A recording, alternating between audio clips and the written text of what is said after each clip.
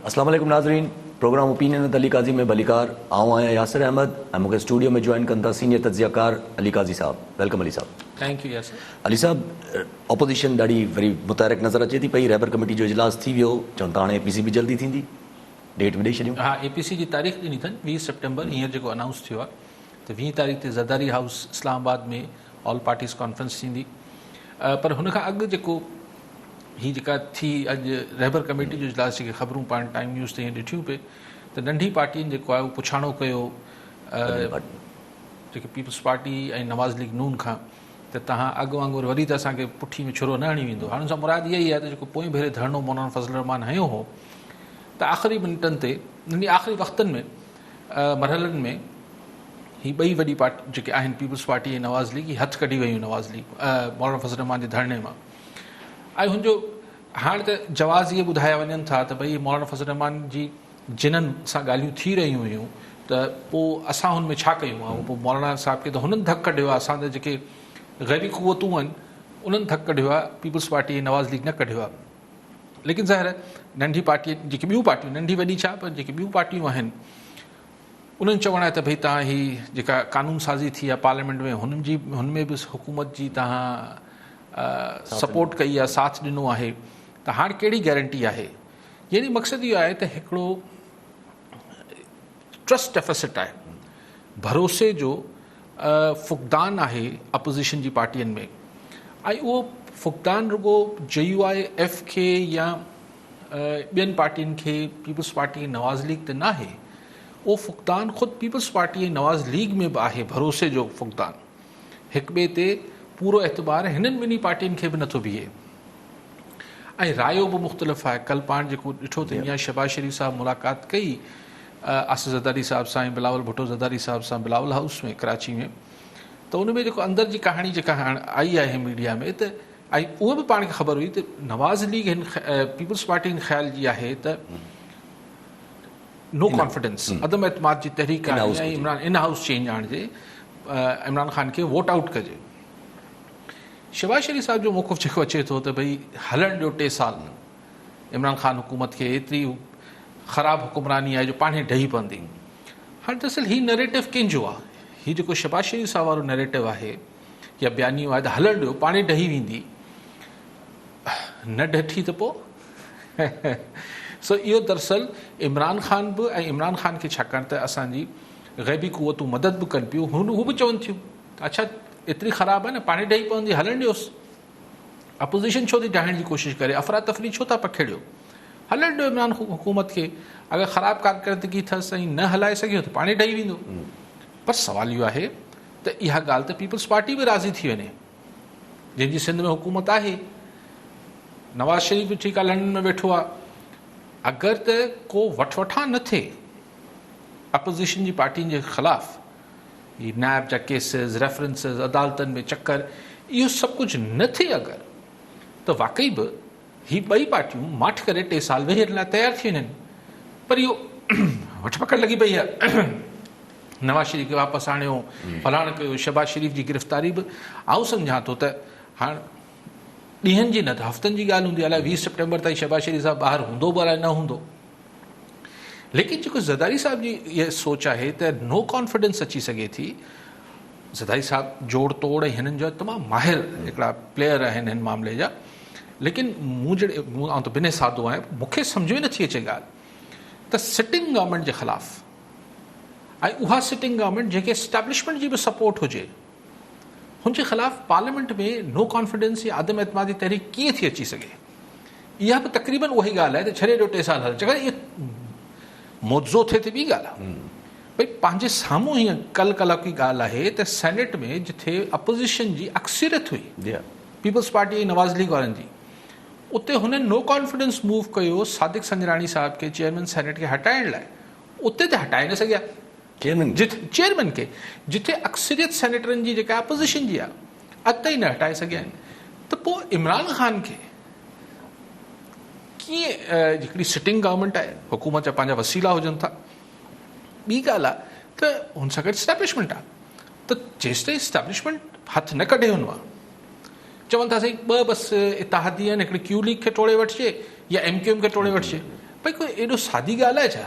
MKO में Q league जेका आहिनि उहो कंहिं ग़ैबी इशारे खां सिवा कीअं छॾे वेंदी इमरान ख़ान खे? मूंखे त सम्झ नथी अचे ॻाल्हि। लेकिन बहरहाल मुतहरिक ज़रूरु थिया आहिनि, पर ॾिसणो इहो आहे त जेका 20 सितंबर ते APC थिए थी उहो मिड़े का ठारा पास करे पोइ घर हलिया वञनि था, या के लॉन्ग मार्च ऐं धरणे जो ऐलान कंदा? छाकाणि त APC लाइ बि 15-18 ॾींहंनि खां पोइ जी डेट मिली आहे।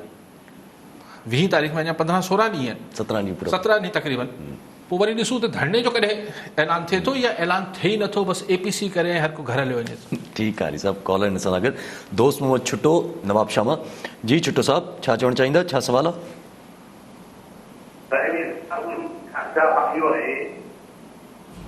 जी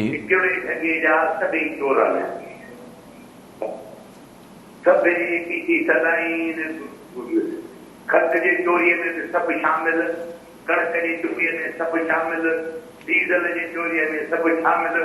बाक़ी APC ख़र्च कंदा, छा सलाह कंदा, कुझु कहिड़ा भई फ़ैसिला कंदा, कहिड़ा हिन जा हथ साफ़ आहिनि जो अवाम खे ॿुधाईंदा त असां करे। ठीकु आहे, अवाम जो बि ट्रस्ट डेफिसिट आहे। सही ॾिसो, अवाम त आउं नथो सम्झां त को पीपल्स पार्टी या नवाज़ लीग में को हाणे अहिड़ी सूरत हाल आहे जो रोडनि ते माण्हू मारण लाइ ॿाहिरि निकिरी ईंदा। सची ॻाल्हि आहे, मे बि आउं ग़लति हुजां। ख़ुदि शहबाज शरीफ़ साहिब जो बि जेके निजी कचेरियुनि में मूंखे कंहिं ॿुधायो पिए त हुनजो बि ख़्यालु आहे त पंजाब जो माण्हू वोट दिलि भरे ॾींदो नवाज़ लीग खे, डंडा खाइण न निकिरंदो। लेकिन बहरहाल मरियम नवाज़ अगरि लीड कयो पंजाब मां त कुझु न कुझु, लेकिन उते बि कोई अहिड़ो को समुंड कोन उथली पवंदो। हिते पीपल्स पार्टी लाइ बि हितां रवानगी वठी पंजाब ताईं को समुंड कोन उथली पवंदो मारण लाइ। हा, गाॾियुनि में घुमण फिरण ताईं, ट्रेननि में हेसि ताईं वेंदा, लाहौर ऐं थोरो अॻिते ताईं, पोइ हाणे आख़िरी मौक़े ते केरु बीठो न बीठो अलॻि ॻाल्हि आहे। लेकिन ॻाल्हि इहा आहे त माण्हुनि जो गॾु करण जो ज़िम्मो त मौलाना फज़ल रहमान वटि आहे। माण्हुनि जे अंग जी, माण्हू त शरीफ़ माण्हू अॻु में बि गॾु करे वरिता मौलाना फज़ल रहमान। सो माण्हुनि जे गॾु करण जो को एतिरो मसइलो कोन्हे। मसइलो इहो आहे त हुन ट्रक ते अगरि सिर्फ़ु मौलाना साहिबान बीठा हूंदा, जेको ट्रक लीड कंदो हुन धरणे खे या लॉन्ग मार्च खे, उनजी वरी हिकिड़ी ॿी तशरीह निकिरंदी। पर उन ई ट्रक ते अगरि मरियम नवाज़ बि बीठी आहे, बिलावल भुट्टो ज़रदारी बीठो आहे, अख़्तर मैंगल बि हाणे अची वियो आहे, ही हिकिड़ा चेहरा बि बीठल हूंदा त ज़ाहिर पोइ हुनजो हिकिड़ो पॉलिटिकल कलर अचे थो। लेकिन छा APC में अहिड़े के लॉन्ग मार्च जी ख़्वाहिश थींदी या न थींदी? अरे सभु पोइ जीअं ऑपोजिशन इहो चाहिनि मतिलबु ॾेखारे थी, जीअं शहबाज शरीफ़ साहब जो चवण बि हो, अॼु पाण लाहौर में जॾहिं ॻाल्हाइनि पिया मीडिया सां त हुन चवनि त मैं मुतहरिक हुआ हूँ तो मुझे पकड़ दकड़ने की बातें चल रही है और इमरान खान चाह रहे हैं कि मुझे किसी तरीके से अंदर कर दें। तो जॾहिं ऑपोजिशन में छा वफ़ाक़ गवर्नमेंट खे इमरान खान खे बि नज़र ईंदो त ऑपोजिशन में हिन वक़्तु आहिनि तकरार, जीअं शेख रशीद साहब बार बार चवनि पिया था, त पोइ छाजे लाइ था पकड़नि? पोइ छा न, अगरि पकड़नि न त मतिलबु इहो बि गॾोगॾु कहाणियूं हलाइणु चाहिनि था।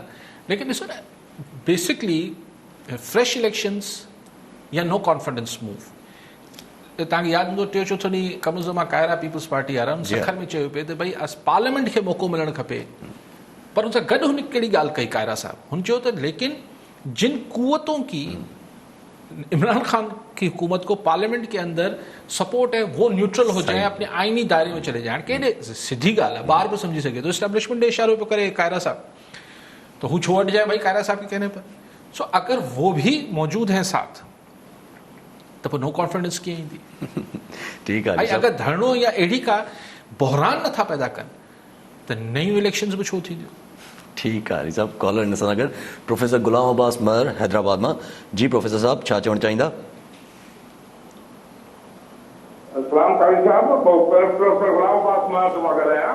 जी, कल्ह असांजे इरिगेशन जे मिनिस्टर खां पुछूं त जेके सिम नालो आहे उहो उतां ॾिठो आहे त नओं बोर्ड आहे सभिनी इलाइक़नि खे।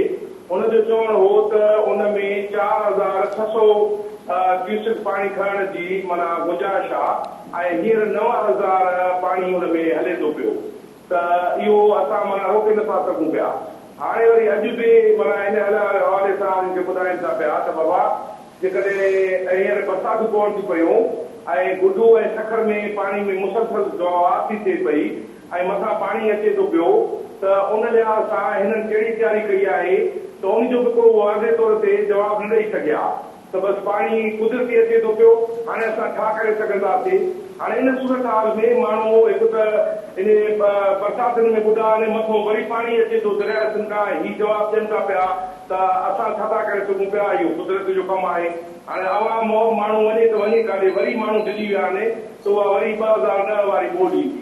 त हाणे इन लिहाज़ सां तव्हांजा कमेंट्स। ठीकु आहे मां साहब। अॼु चीफ मिनिस्टर सिंध मुराद अली शाह बि इन ख़दशे जो इज़हार कयो त मथे नॉर्दर्न एरियाज़ में ॿियनि जायुनि ते बरसातूं थियनि पियूं, ऐं ज़ाहिर जिथे बरसातूं थियनि पियूं अप कंट्री में उहो पाणी देरि सवेर फिरी घिरी दरिया में अचिणो आहे, दरिया मां सिंध में अचिणो आहे। सो ही ऐं अगरि कैचमेंट एरियाज़ में वधीक बरसाति थिए थी, अञा ॾिसूं त मथां ग्लेशियर्स जी छा पोज़ीशन आहे, त हींअर ई ॻाल्हि थिए पई। आउं एक्सपर्ट न आहियां, पर जेको 2010 जी ॿोॾि में सिखियोसीं त हींअर ई तक़रीबन 3.5 लख क्यूसेक आहे अपस्ट्रीम ते किथे। फ़िलहाल डप जी का ॻाल्हि न आहे, सफ़ा अगरि बंदि सफ़ाई खोखला थियल आहिनि त पोइ ॿी ॻाल्हि आहे। लेकिन ही ॻाल्हि इहा आहे त अगरि हिन दफ़े अगरि 6-7 लख क्यूसेक, छाकाणि पाण पोइ भेरे त कुझु माण्हुनि जो ख़्यालु आहे त छाकाणि त गेज सभु मिटिजी विया हुआ सखर बैराज जा, त कुझु माण्हुनि जो ख़्यालु आहे त हू 10 लख क्यूसेक या 11 लख क्यूसेक खां मथे पाणी हो। लेकिन अगरि 6-7 लख क्यूसेक ताईं बि पाणी अचे थो त अगरि बंदि असांजा सफ़ा खोखला न आहिनि त इनशाला पाणी ख़ैर आफ़ियत सां समुंड ताईं पहुची वेंदो, जीअं अॼु मुराद अली शाह साहिब बि चए पियो। लेकिन हाणे इहो त एक्सपर्ट्स ॿुधाए सघनि था त टोड़ी बंदि जी हाणे छा सूरत हाल आहे, ॿियनि बंदनि जी जिन जा टोड़ी बंदि जो नालो मूं त घटि में घटि 2010 जी ॿोॾि में ॿुधो, ईअं अलाए कहिड़ा कहिड़ा नाला हूंदा, टोड़ी मोड़ी सभु नाला हूंदा। हाणे इहो त इरिगेशन वारा ॿुधाए सघनि था त हू छा पिया कनि। बाक़ी हिते जेको लाड़ पट्टी में ही जेको चवनि पिया, हर दफ़ा इहो चवनि था भई अगरि हुनजी कैपेसिटी छा पिया चवनि 4000 क्यूसेक 4600 अलाए कुझु ईअं चवनि पिया। वेल जेतिरी बि हुनजी कैपेसिटी हुई, आख़िर इहा कैपेसिटी जो पैमानो छा था रखूं। जॾहिं 2011 में हिते तबाही आई सिम नालनि जी लाड़ पट्टी में, त अगरि उन महिल पोइ कैपेसिटी वधाइणु खपे न, सिर्फ़ु इहो त काफ़ी न आहे त कैपेसिटी न आहे। ठीकु आहे, अगरि तव्हां ॾिसो न को बि प्रोजेक्ट ठाहियो था त घटि में घटि 100 साल पुराणी तारीख़, त जेसि ताईं तव्हां वटि तारीख़ अवेलेबल आहे, तव्हां त हदि एक्सट्रीम छा पियो हो उनखे तव्हां नज़र में रखी पोइ बेसलाइन त उहो ठाहींदा आहियो न। त भई अगरि हितां 100 फुट पाणी गुज़रियो हो, मिसाल मूंखे ख़बर न आहे केतिरो, मिसाल चवां पियो, या 100 इंच पाणी गुज़रियो हो, त घटि में घटि 105 इंच जी त तव्हांखे कैपेसिटी ठाहिणु खपे न। त सवाल गवर्नमेंट खां इहो थियणु खपे, इरिगेशन डिपार्टमेंट खां, त 2011 में हिन LBOD में घणो पाणी लंघियो ऐं पोइ छा हुनजी कैपेसिटी वधाई न वई हुई छा। लेकिन बहरहाल अॼु चङी ॻाल्हि मुराद अली शाह साहिबु उहे जेके ॻाल्हि पाण पहिरें ॾींहं खां कयूं पिया अॼु कयूं, त भई रुॻो कराची लाइ ॻाल्हि न थियणु खपे, ऐं सॼी सिंध लाइ प्राइम मिनिस्टर साहिब खे या वफ़ाक़ी हुकूमत खे सोचणु खपे, छाकाणि सॼी सिंध में तबाही आई आहे। इहा ॻाल्हि पाण बि पहिरें ॾींहं कयूं था, CM साहिब बि चई। पर CM साहिब जो हिकिड़ो जुमिलो मूंखे सम्झ न आयो, चई त मीडिया ज़्यादा फोकस हमें दूसरे सिंध के इलाक़ों की मीडिया पे ख़बरें नज़र नहीं आती हैं। त मशवरो ॾींदड़ शाह साहिब खे त टाइम न्यूज़ ॾिसी वठो साईं, सॼी सिंध जी ख़बरूं उनमें अचनि थियूं। अगरि तव्हां सिर्फ़ु छाकाणि तव्हांखे त सिंधी बि अचे थी, त मीडिया उर्दू मीडिया नहीं दिखाता होगा, लेकिन त अचे थो। लेकिन बहरहाल चङी ॻाल्हि इहा थी त सॼे सिंध जी ॻाल्हि थी। बाक़ी पीपल्स पार्टी वारनि लाइ जेका पीपल्स पार्टी सिंध सरकार लाइ राधा जेका चइबो आहे न, कुझु माण्हुनि जो नुक़सानु कुझु माण्हुनि जो फ़ाइदो हूंदो आहे, कंहिंजो नुक़सानु त कंहिंजो फ़ाइदो। हीउ जेको डिफेंस कराची में डिफेंस क्लिफ्टन में हीअ जेका थी तबाही थी हिन बरसातनि जे करे, ऐं हुन खां पोइ हिते जे शहरियनि डिफेंस क्लिफ्टन वारनि गोड़ कयो, एहतजाज कयो, त हिन जो फ़ाइदो सिंध सरकार खे यकीनन थियो। छाकाणि त पोइ इहा ॻाल्हि थी त भई हीअ त कैंटोनमेंट बोर्ड जो एरिया आहे क्लिफ्टन डिफेंस, त ॾिसो बरसाति एतिरी घणी हुई त हीअ बि ॿुड़ी आहे, हीअ त सिंध सरकार कोन ॿोड़िया, त पोइ सिंध सरकार ते छड़ी सिंध सरकार ते कीअं तनक़ीद कजे। त नुक़सानु डिफेंस क्लिफ्टन वारनि जो थियो, पर फ़ाइदो सिंध सरकार खे इहो थियो त जेको वन साइडेड सो हलियो पिए, गुजर नाला सरजानी टाउन नया नाज़माबाद ही हू, त ठीकु आहे, हीअ सभु इलाइक़ा त सिंध सरकार ज़िम्मेवार हूंदी आहे। सॼी तनक़ीद जो ज़ाहिर डायरेक्शन हिते हो। पर जॾहिं ॿ ॾींहं हिननि एहतजाज कयो क्लिफ्टन डिफेंस वारनि, त सिंध सरकार वारनि शुक्र अलहमदिल्ला कयो हूंदो त हाणे ज़ाहिर मीडिया बि हर कंहिंजी नज़रूं हिते वयूं त भई हुते सिंध सरकार जो ॾोह न आहे। सो नुक़सानु वीचारनि हिननि जो बि थियो डिफेंस क्रिफ्टनि वारनि जो, पर जो फ़ाइदो सिंध सरकार खे इहो थियो त तनक़ीद जेका आहे उहा सिंध सरकार तां डाइल्यूट थी वई। ऐं मुंहिंजो ख़्यालु आहे त जेको हिन में ख़ैर आउं अज़रा मज़ाक चाहियां पियो, लेकिन इहा हक़ीक़त इहा ई आहे त कैंटोनमेंट वारो अगरि किसो न थिए हा, कैंटोनमेंट बोर्ड वारो कराची छा CBC cantonment board Clifton cantonment board वारो इशू न थिए हा त सॼो फोकस जेको आहे सिंध सरकार जी परफॉर्मेंस ते रहे आहे। पर छाकाणि हिते बि थी वियो त चयूं ठीकु आहे, हा वाकई बरसातूं तमामु घणी हुयूं। ठीकु आहे सर, आगे ॾिनो दल शादी पलीमा जी। दल साहब छा चवणु चाहींदा, छा सवाल आहे? सर की शादी में स्थिति यूसिया बरेली उनमें बरसाती पानी तो एलिजिबिलिटी का प्रोडक्ट में ये रखा है कि तकरीबन में रुको पानी हो गया है। हालांकि ये पानी निकाल के पाते हैं कि जमीन की बड़ी डूबी हुई हो हार लेने आने से मैं तो आराम से हूं। अरे पानी की निकाल तो ऐसे गेट से जो हॉस्पिटल पर ले आवाज चालू करे साहब। ठीक 6 खां 7 लख माण्हू सीएम साहब जेका सर्वे रिपोर्ट पेश कई उनमें 6 खां 7 लख माण्हुनि जी ॾिनी आहे त जंहिंखे नुक़सानु आयो आहे, जेके वीचारा जेके हेॾे होॾे लन पराइण में पिया आहिनि। 23,000 एकड़ ज़मीन चवनि था त पाणी जे हेठि अची वई आहे। जेके डायरेक्टली इफेक्ट थिया हूंदा एतिरा माण्हू थिया हूंदा, बल्कि आउं सम्झां थो 6-7 लख खां वधीक माण्हू मुतासिर थिया हूंदा। छाकाणि ठठो सिजावल खां अगरि पाण शुरू कयूं पोइ बदीन सॼो मुतासिर थियो आहे, पोइ हीउ मेपो ख़ासि, पोइ हीउ सांगड़, हीउ टंडलियार ऐं हीअ पासा बि मुतासिर थिया आहिनि, ईअं जोही वारा पासा थिया आहिनि। सो नौशहरो कुझु इलाइक़ा मुतासिर थिया आहिनि, काफ़ी सिंध में नुक़सानु थियो आहे। त 6-7 लख माण्हू त मुंहिंजे ख़्याल आउं सम्झां थो अंग घटि हूंदो, पर जेको मुख़्तियार कारनि ऐं रेवेन्यू वारनि ठाहे ॾिनो हूंदो सही बिल्कुलु थियो आहे। हाणे साईं चवंदा त पाणी किथे निकाल थिए, सही पाणी त जंहिं ज़माने में हिते के आबादियूं न हुयूं तंहिं ज़माने में बि त हिते दरिया हुआ न, ऐं हुन ज़माने में त बैरेजिस बि कोन हुआ। पोइ जॾहिं अंग्रेज़नि बैरेजिस बि ठाहिया त हुननि जा हिकिड़ा नेचुरल जेके वेकरा हुआ, जेके फितरी जेके ज़मीन जी पंहिंजी जेके कंटूअर्स हुआ, जेके पंहिंजा हुनजा छा चवंदासीं हुनजी जेका स्पिलवेज़ या जेके हिकिड़ी वेकरा जेका ज़मीन जी जिथे डेप्थ हाणे थियो इहो उते कब्ज़ा थी विया या हुते को बंदि ॿधिजी विया या ज़मींदारियूं शुरू थी वियूं। सो हीउ पाणी बि सही, ही को सक्शन पंप को मोटर हणी त पाणी कढी नथो सघिजे, ऐं पाणी खे रस्तो ॾिबो जेको हुनजो कुदरती रस्तो आहे।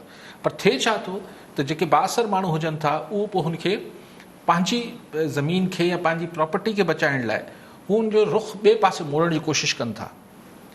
हाणे जुडो शहर बि ख़तरे हेठि आहे, नवकोट बि आहे, तबाही तमामु वॾी थी आहे, तमामु वॾी तबाही थी आहे। ठीकु आहे साहब, कॉल असां सां गॾु न्याज़ बलोच शादी पलीमा जी। बलोच साहब छा चवणु चाहींदा? वालेकुम सलाम।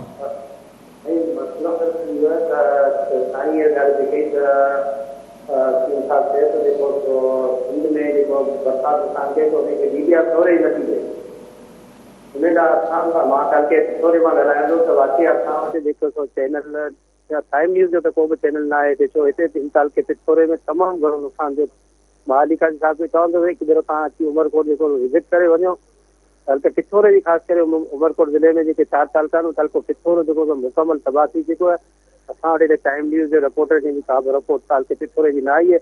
उन रोडनि ते तव्हां अची ॾिसो त माण्हुनि जो केतिरो तंबू लॻाता आहिनि, उते माण्हू वीचारा जेको दर बदर आहिनि, ऐं हिते कवरेज जेका त नथी ॾिनी वञे ऐं ॿियनि तालुकनि जी आऊं ॾिसी वञे।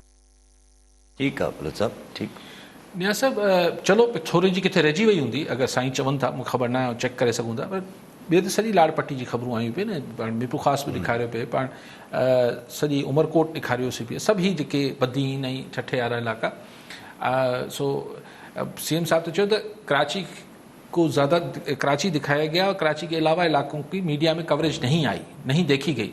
तो उते मूं चयो त न ईअं त न आहे।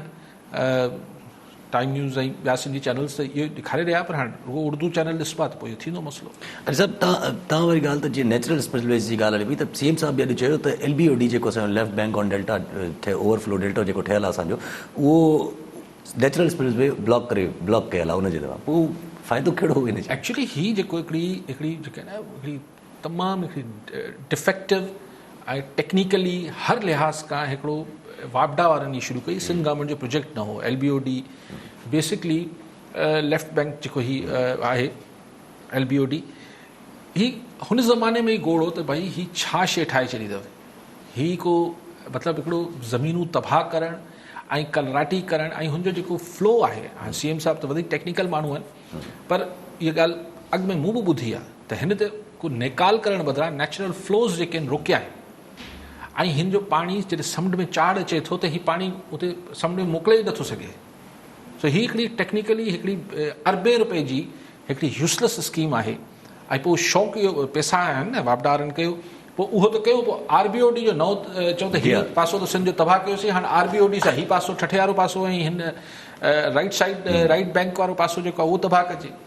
सो ही हिकिड़ी यूज़लेस मतिलबु हिकिड़ी मतिलबु बेसिक जेके चवनि था, जेके एक्सपर्ट्स आहिनि, आऊं त न आहियां, चवनि था जेके बेसिक्स हुजनि थियूं इरिगेशन या अहिड़े प्रोजेक्ट्स थियूं, हिन में उहे बि मद्देनज़र न रखियूं वयूं आहिनि। ठीकु आहे अली साहब CM सिंध जेको आहे हिकिड़ी ॿी जॾहिं गिला कयूं त चई त भई कराची ट्रांसफॉर्मेशन प्लान जो जी अॼु वरी कैबिनेट जी मीटिंग बि थी आहे कराची ट्रांसफॉर्मेशन प्लान जे बारे में।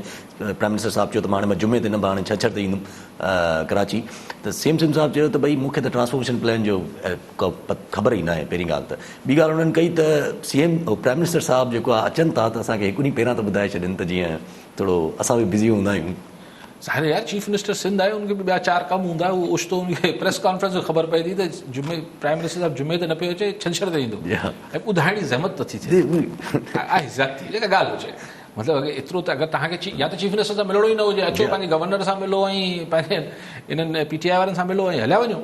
पर अगरि तव्हांखे कराची जे लाइ मसइलो हल करिणो आहे, कराची ट्रांसफॉर्मेशन प्लान जे खणी था अचो ऐं CM सिंध खां ऐं तव्हां सॼो प्लान ठाहियो पिया ट्रांसफॉर्मेशन जो, सिंध में कराची में बदिलाव आणण जो, ऐं उन में तव्हां सिंध गवर्नमेंट खे प्लान ठाहे पोइ पेश कंदो, पोइ चवंदो बसि हिन ते अमल करे छॾियो।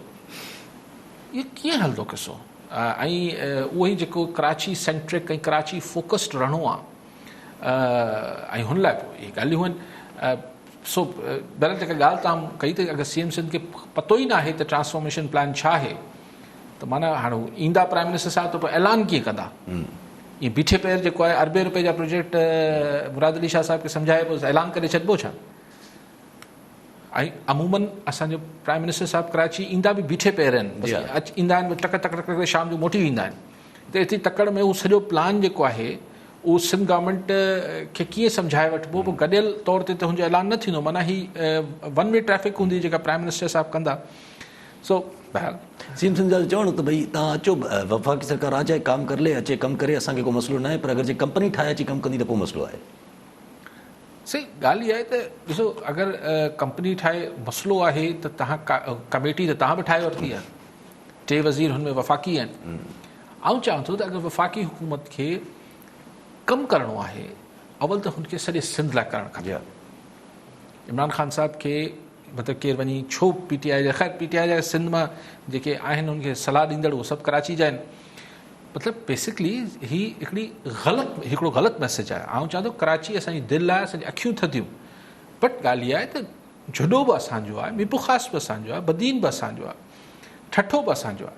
हाणे तव्हां ॾिसो न हिकिड़ी अजीब ॻाल्हि खे छॾियूं था त ही हिकिड़ी बेसिकली हिकिड़ी सॼी सिंध लाइ जेको पैकेज अचणु खपे उहो सॼे सिंध लाइ पैकेज अचणु खपे, न कि सिर्फ़ु कराची लाइ। ऐं कराची लाइ बि ज़रूरु हुजणु खपे, पर ॿियनि इलाइक़नि लाइ बि हुजणु खपे। ऐं इमरान ख़ान साहिब खे पंहिंजो विज़न थोरो ब्रॉड करणु खपे। पॉलिटिक्स आहे हिन में, अॼु परफॉर्म सॼे सिंध में कंदा, मे बी अॼु हुननि खे ठठे मां वोट न मिलिया हुजनि, पर सुभाणे थी सघे थो मिली बि वञे। अगरि ज़ाहिर आहे आख़िर में त पॉलिटिशियन जी ख़्वाहिश हुजे थी त हुनजी कारकर्दगी जेका आहे वोट में ट्रांसलेट थिए, त इहो नाउमीदी छो आहे एतिरी? कोशिशि दुकान त खोलीनि।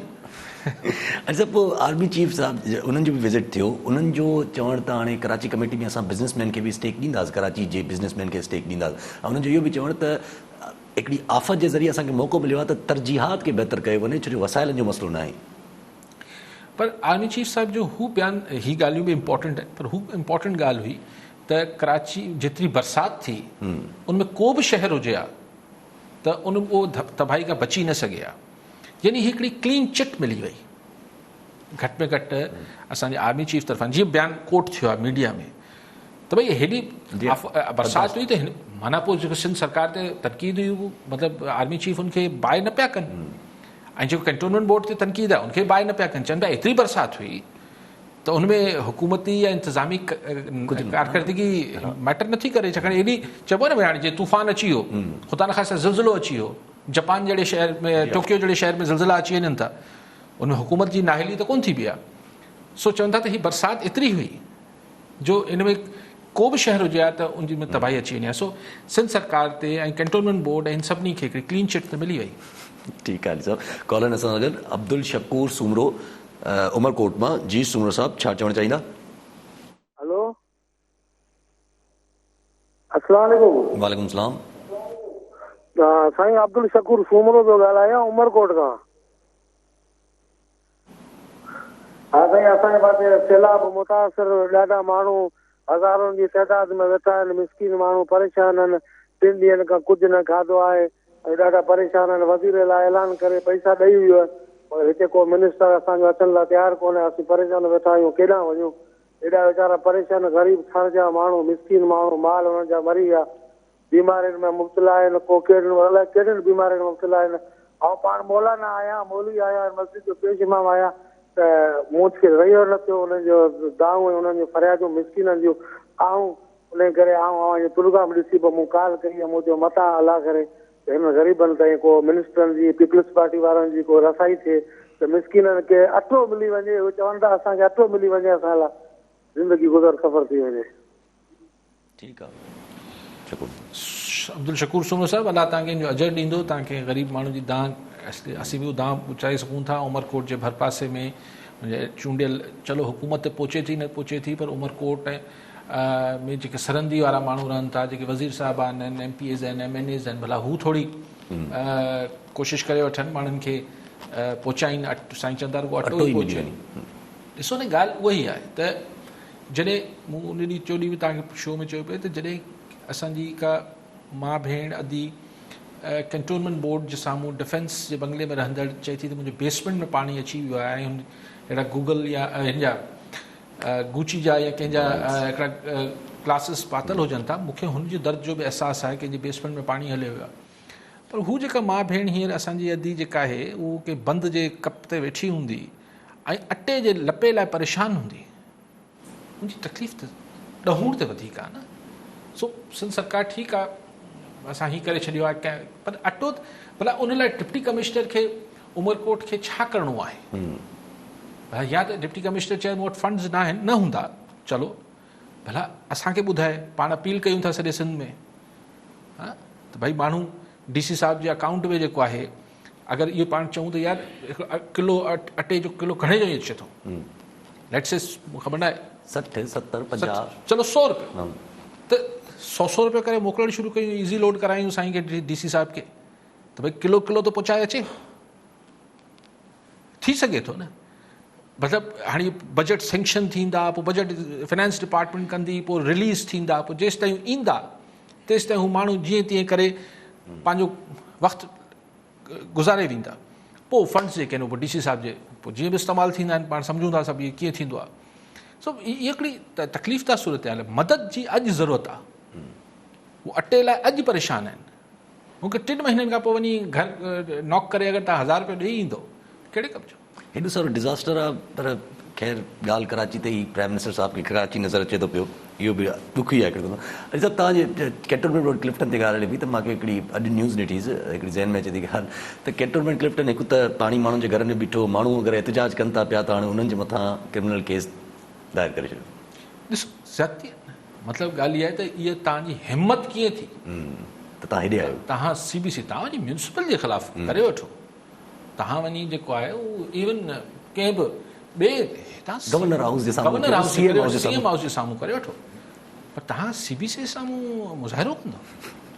ख़ैर हू बि को कची आबादी जे रहंदड़ कोन। जी हा, अॼु हुननि जो एहतिजाज हले थो पियो, उहो DH ॿाहिरि बीठा आहिनि, उहो चवनि था ॿाहिरां बीठा आहिनि, उहो हाई कोर्ट में बि विया आहिनि। जी हा, सो मतिलबु इहो आहे त असां तव्हां सां झुठ कंदासीं, पोइ तव्हां असांजे ख़िलाफ़ु आवाज़ु बिड़क बि न कढो, ऐं अगरि तव्हां को आवाज़ु उथारियो त तव्हांखे असां डंडे जा वसकारा बि कंदासीं। हीअ उहो एटीट्यूड आहे, साॻियो इहो ई एटीट्यूड आहे। ठीकु आहे साहिबु। हाणे सभु FATF ते भला छा डेडलॉक लॻो पियो आहे? प्राइम मिनिस्टर साहिबु त चए थो त FATF ते ऑपोज़िशन ऐं इंडिया सेम पेज ते ॾाढी एक्सट्रीम क़िस्म जी गुफ्तगू थिए थी न, ही हिकिड़ी इंतिहा पसंदाना बयानात आहिनि, हाणे किथे इंडिया किथे अपोज़िशन। सो लेकिन बहरहाल अपोज़िशन जा सीरियस कंसर्न्स आहिनि त ही FATF ही जेको बिल आहे FATF जी आड़ में जेको मंज़ूर करायो पियो वञे, हिन खां पोइ ही मिसिंग पर्सन्स ऐं हिन सभिनी जो किसो बि हिन में कवर थी वेंदो, उहो जेको चवनि पिया फरतुल्ला बाबर साहब।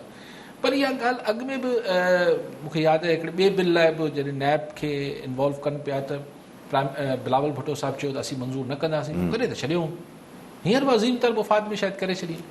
ॾाढा सोढ़ा थियनि, अपोज़िशन ॾाढी सोढ़ी आहे, हिकु फैक्ट आहे, ॾाढी तकलीफ़ में बि आहे। मतिलबु हुननि खे मतिलबु सम्झे न पई अचे ॻाल्हि त आख़िर करे तो करे क्या। अगरि हिननि खे इहो को ऑफर मिली वञे न त तव्हां 3 साल माठ करे वियो, तव्हांखे कुझु न चयो वेंदो, यकीन रखो त इहे माठ करे वेही रहंदा। भई तव्हां ॾिसो मरियम साहिबा, मरियम नवाज़ साहिबा साल माठ हुई न, ईअं 2 साल 3 साल ॿिया माठ करे वञा, पर हू शायदि मुख़्तलिफ़ लॉबीज़ आहिनि या कीअं थो थिए जो हिकिड़ी लॉबी चए थी त चलो ठापुर करायो त हुकूमत ऐं मामलात सुकून सां हलनि, या ख़ुदि ॿी लॉबी में इमरान ख़ान साहब ख़ुदि आहे, चए थो न अहिड़ो सुकून लॻो पियो आहे, को वठवठा न आहे, चए थो चलो NRO नहीं दूंगा, ये कर दूंगा, हीअं थी वेंदो, हूं थी वेंदो। फ्लोर ऑफ द हाउस ते चवईं त मां न छॾींदुमि, भली कढो मूंखे, भले कढो मूंखे, आहे त ईअं मुड़ुसु आहे त ज़िदी न। लेकिन मरियम नवाज़ मुंहिंजो ख़्यालु आहे त जंहिं बि, ऐं वरी साॻी ॻाल्हि कयां थो, अगरि ही 20 सितंबर ते APC थिए थी ऐं अगरि लेट्स से अक्टूबर जे आख़िर ताईं जेका डेट अचे थी लॉन्ग मार्च जी, ऐं तेसि ताईं मरियम नवाज़ ॿाहिरि रहे थी ऐं हू मोबिलाइज़ करे थी पंजाब खे, त ही जेके बि प्लानिंगूं थियल आहिनि उन्हनि लाइ, उन प्लानर्स लाइ शयूं ॾुखियूं थी वेंदियूं। मां नथो चवां मरियम नवाज़ कामयाबु थींदी या न थींदी, लेकिन प्लानर्स लाइ संदन प्लान जेके आहिनि उहे लुॾणु शुरू थी वेंदा। सो मुंहिंजो ख़्यालु आहे त मरियम नवाज़ खे वरी या त को ऑफर डील पैकेज ऑफर थींदो, या पोइ केस बि शायदि अरेस्ट करे वठनि या कीअं थिए कंहिं केस में, केस त रोज़ थी सघनि था, मसइलो कोन्हे। सो लेकिन ही आउं सम्झां थो त मरियम नवाज़ शायदि हाणे नवाज़ लीग वारा इहो चवनि था त हू हाणे तव्हांखे महीने ॿिनि में रोडनि ते नज़र ईंदी। अगरि ईअं थियो त यासिर मुल्की पॉलिटिक्स हिकिड़ो नओं टर्न वठंदी। ॾुखियो थी वेंदो गवर्नमेंट लाइ ॾुखियो थींदो, गवर्नमेंट लाइ परेशानी थींदी, छाकाणि त ही जेको मास मोबिलाइज़ेशन कंदी, ख़ातून फिरंदी, उहो घणे भाङे पंजाब में फिरंदी ऐं वोकल। ॾिसो न अहिड़ा टची इशूज़, मूंखे यादि आहे त ही मोहतरमा शहीद बि इहो कमु कंदी त जेके सफ़ा बिन्हे जिते केरु कुझु न ॻाल्हाए रहियो हूंदो, जेके नाज़ुक मामलात हूंदा हुआ उन्हनि ते बि ॻाल्हाईंदी हुई शहीद। ही बि जेका ख़ातून आहिनि मोहतरमा मरियम नवाज़ साहिबा, ही सेंसिटिव इशूज़ खे जिते केरु बि छॾे यार हिन ते केरु ॻाल्हाए, मीडिया माठ ही माठ हू ॻाल्हाए थी।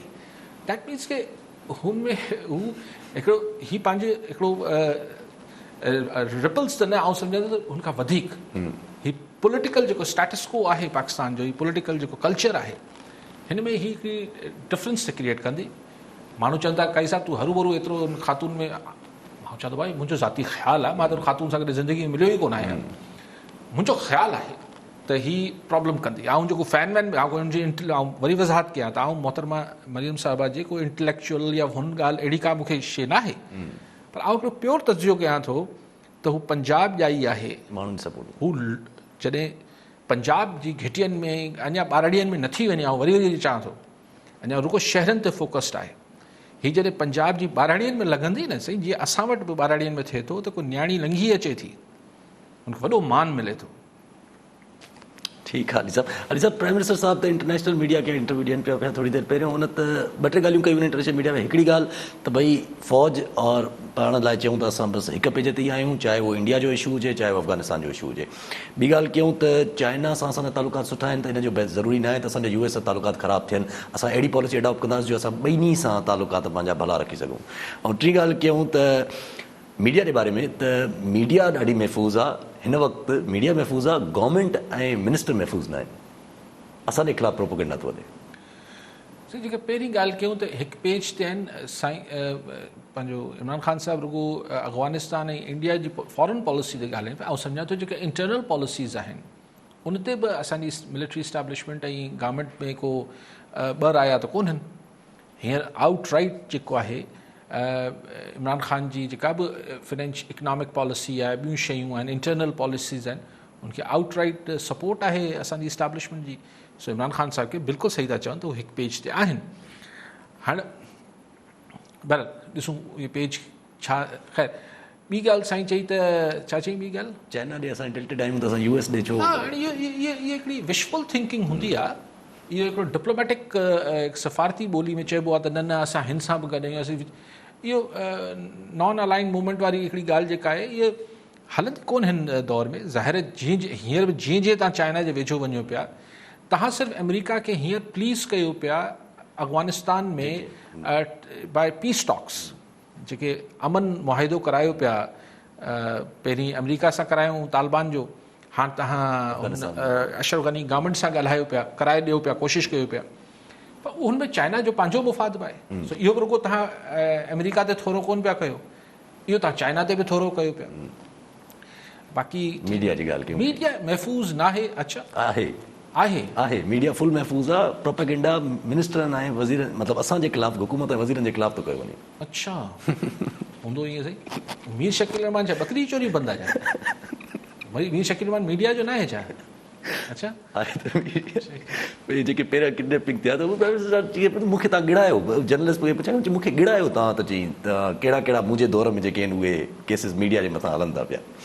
हाणे कोई सेंसरशिप कोई हिकिड़ी डायरेक्ट सेंसरशिप थोरी। ख़ैर अहिड़ी त मीडिया केतिरो आज़ादु आहे उहो त मीडिया वारनि खे ख़बर आहे, असांखे पंहिंजो सूर पंहिंजे ख़बरनि।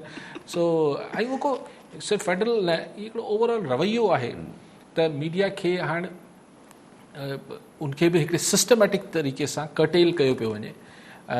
वाक़ई में कंहिं ज़माने में मीडिया बि अहिड़ो थी वियो जो सम्झ में न ईंदी त थिए छा पियो। पर शायदि नई नई आज़ादी मिली, हाणे वरी चवनि था त थोरो हिनखे साइज़ में आणिजे, त मीडिया खे बि साइज़ में आंदो वियो आहे। ठीकु आहे अली साहब पीपल्स पार्टी रिजेक्ट करे छॾियो ECP जो जेको स्केड्यूल जेको अचे पियो हुनजे पंहिंजे लोकल गवर्नमेंट जे बारे में, हुनखे रिजेक्ट करे छॾियो on the basis of census की भई सेंसस जेसिताईं नथा थियनि। पीपल्स पार्टी बि रिजेक्ट करे छॾियो हाणे। ॾिसो पीपल्स पार्टी रिजेक्ट भले करे सेंस, ऐं ॻाल्हि ग़लति बि न आहे उसूली तौर ते त सेंसस नए सेंसस जी, पर हाणे नए सेंसस न थींदा त छा तव्हां जनरल इलेक्शन 2018 जा इन बुनियाद ते छा पीपल्स पार्टी रिजेक्ट कया त न करायो, छाकाणि त आदमशुमारी अञा फाइनलाइज़ न थी आहे, न कयो न। पर पीपल्स मुश्किल इहा ई आहे त पीपल्स पार्टी खे कॾहिं बि अगरि हुकूमत में हूंदी आहे त हुनखे लोकल बॉडीज़ थोरो बोरियत लॻंदी आहे त छा आहे, बसि ठीकु आहे न असांजा MP MNA आहिनि, एडमिनिस्ट्रेटर आहिनि, असीं बसि हलाए वठंदासीं। न त भई ॻाल्हि जेका उसूली आहे त बल्दियाती इलेक्शन्स नई आदमशुमारी तहत थियणु खपनि, पर अगरि इहो उसूली मौक़ुफ़ 2018 जी इलेक्शन ते बि लागू थियणु खपे हा, ओॾी महिल बि पीपल्स पार्टी बाइकआउट करे छॾिया, पर न कयो न। त भई हिकिड़ो प्रोसेस आहे, इंस्टीट्यूशन आहिनि, हिकिड़ो आइनी, त हिते बि आइनी तौर ते मतिलबु थियणु खपे त जंहिं ॾींहुं ख़तमु थियनि बल्दियाती इदारा, जीअं हुते थिए थो सूबाई ऐं क़ौमी असेंबली जी मुदत थींदी आहे, ईअं हिन जी मुदत 4 साल ख़तमु थिए त 90 ॾींहंनि में इलेक्शन करायो। पर असां वटि ही छाकाणि त हू हिकिड़ो लकूना आहे, विच में गैप आहे, त हाणे हिकिड़ो जवाज़ थींदो। आउं सम्झां थो त इलेक्शन्स मुलतवी न थियणु खपनि। ठीकु आहे अली साहब हिकिड़ी नंढड़ी ॻाल्हि अचे बि ज़हन में त मां कल्ह जेको आहे हिकिड़ो प्रोग्राम ॾिसां पियो, शेख रशीद साहब प्रोग्राम ते वेठा। शेख रशीद साहब जो चवणु हो त कराची जो जेको अचे थो प्राइम मिनिस्टर साहब कराची, त इहो जेको प्लान खणी अचे थो पियो, इहो हिकिड़ो मौक़ो थो ॾिए पीपल्स पार्टी खे पंहिंजे PTI जे क़रीब अचण जे। त पीपल्स पार्टी न छॾींदी हिन ॻाल्हि खे, ऐं शायदि इन खे मुतबादिल इहो थिए त शायदि पीपल्स पार्टी ते हल्को हथु रखियो वञे। मूंखे नथो लॻे ॿिन्ही जे रवैयनि मां। बाक़ी हाणे मुराद अली शाह साहब ऐं इमरान ख़ान साहब जे दरमियान को ज़ाती को रेपो क्रिएट थी वञे, उनजी आउं नथो को पक सां चई सघां। मूंखे नथो लॻे त छा मतिलबु रिंद के रिंद रहें और हाथों से जन्नत ना जाए, ऐसा, छाकाणि त हिकिड़े पासे तव्हां उनजे ख़िलाफ़ु वफ़ाक़ी हुकूमत खे हटाइण जी ॻाल्हियूं पिया कयो, ऐं हीअ जेको वर्किंग रिलेशनशिप जेको अॼु प्रेस कॉन्फ्रेंस जी बि तव्हां बारीकियुनि में वेंदो CM साहब जी, त उन में हू तव्हांखे नज़र ईंदो त वफ़ाक़ जेको आहे उहो बसि असांखे पैसा ॾिए ऐं घर वञी वेहे। पहिरीं हीअ ॻाल्हि चिटी तौर ते चिटो चवंदा हुआ सिंध सरकार वारा, हाणे थोरो ग़िलाफ़ में वेड़े ॻाल्हि साॻी कनि पिया त त ऐं वाकई में आउं बि चाहियां थो त 18th अमेंडमेंट जो फ़ाइदो कहिड़ो, लेकिन बहरहाल हिकिड़ी गैर मामूली सूरत हाल आहे त उहो जेको पैकेज इमरान ख़ान साहिबु आणे पियो हू सॼे सिंध लाइ थियणु खपे। ट्रांसफॉर्मेशन ऑफ कराची न ट्रांसफॉर्मेशन ऑफ सिंध थियणु खपे। ठीकु आहे अली साहब, आख़िरी मिंट असां वटि तव्हांखे हिकिड़ो नंढी ॿी बि न्यूज़ ॾेई छॾियूं त कराची में के इलेक्ट्रिक जे ख़िलाफ़ु हेॾो सारो रिमार्क्स आया सुप्रीम कोर्ट जा। कल्ह जेको आहे ECC जेको आहे उहो के इलेक्ट्रिक खे सब्सिडी बि अनाउंस करे छॾी ऐं रेट बि वधाए छॾियूं बिजली 2-2.5 रुपया वधाए छॾियूं पर यूनिट का। इहो कराची में जेको हंगाम माण्हू तकलीफ़ में आया जिन जे लाइ पैकेज अलाउंस थियनि पिया त उनजो पहिरियों पैकेज जो हिसो आयो आहे त फ़िलहाल त बिजली महांगी अथव, ॿियो तव्हांजे लाइ ख़ैर घुरंदासीं।